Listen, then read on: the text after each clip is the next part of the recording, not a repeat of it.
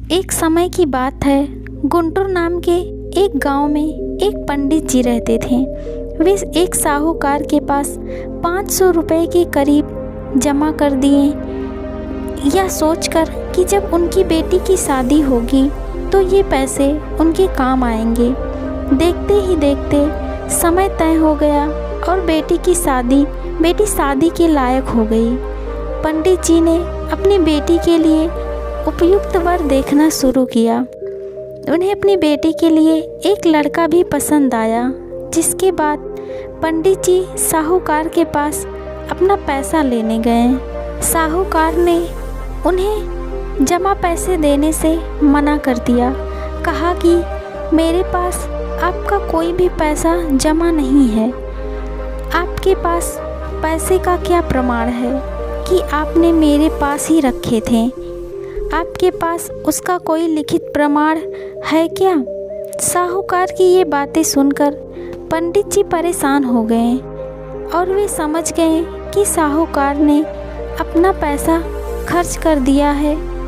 एक दिन पंडित जी मंदिर से घर लौटे तो उनके मन में विचार आया कि उन्हें साहूकार की याचिका राजा से करानी चाहिए।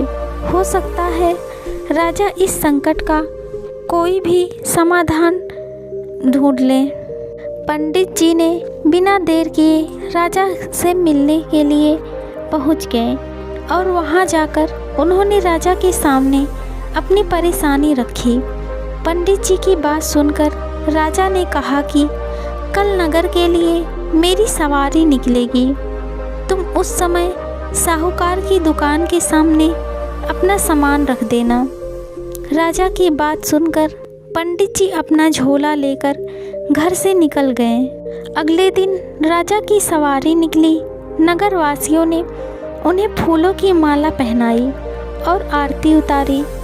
पंडित जी राजा के कहे अनुसार उस दुकान के सामने खड़े हो गए। राजा की रानी साहूकार की दुकान के सामने आई तो राजा ने पंडित जी को सादर प्रणाम किया और उनसे कहा कि आप यहाँ क्या कर रहे हैं? आप हमारे गुरु हैं, हमारे साथ आइए। पंडित जी राजा के साथ बैठते हुए साहूकार ने राजा की पूजा की और उन्हें फूलों की माला पहनाई। उसके बाद राजा की बग्घी आगे बढ़ी। पंडित जी को कुछ दूर आगे जाने के बाद राजा ने बग्घी से बाहर निकाला और कहा कि मैंने अपना काम कर दिया है, अब आगे देखो क्या होता है। पंडित और राजा के संबंध को देखकर साहूकार भी सोच में पड़ गया और उसे चिंता होने लगी कि क्यों पंडित ने अपनी याचिका राजा से न कर दे। वह घर का व्यापारी रात भर सो नहीं पाया। सुबह दुकान पर सबसे पहले व्यापारी ने अपने मुनीम को पंडित जी को ससम्मान सहित दुकान में लाने के लिए कहा। मुनीम पंडित जी को लेने के लिए घर से निकला और पंडित जी के घर पे पहुंचा, पर पंडित जी घर पे नहीं थे। बहुत देर तक ढूंढने के बाद मुनीम ने पंडित जी को नगर के एक पेड़ की छांव में आराम करते हुए देखा। फिर मुनीम ने पंडित जी से कहा कि साहूकार ने आपको दुकान में लाने के लिए भेजा है मुझे। मुनीम पंडित जी को सम्मान के साथ दुकान में लेकर जाता है। साहूकार पंडित जी को आदर सम्मान के साथ बैठाते हैं और सलाह देते हुए कहते हैं कि मैंने पुरानी किताबों की अच्छी तरह से जांच की और इसमें मुझे 500 रुपये दिए गए थे। इसकी जानकारी मिली है मुझे। यह पैसा पिछले 10 सालों से मेरे पास जमा है, जिसके कारण इसकी कीमत लगभग 12,500 रुपये हो गई है। फिर साहूकार अपनी तरफ से 1,500 रुपये और देता है, जिसमें कहता है कि वह मेरी भी बेटी जैसी है, तो ये 1,000 मेरी तरफ से भी उसकी शादी के लिए तोहफा है।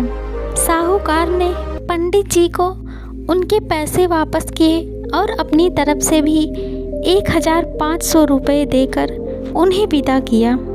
इस तरह पंडित जी ने अपनी बेटी का विवाह किया और साहूकार की तरफ से दिए गए 1500 रुपये भी अपनी बेटी को देते हुए कहा कि ये साहूकार ने अपनी तरफ से तोहफा दिया है।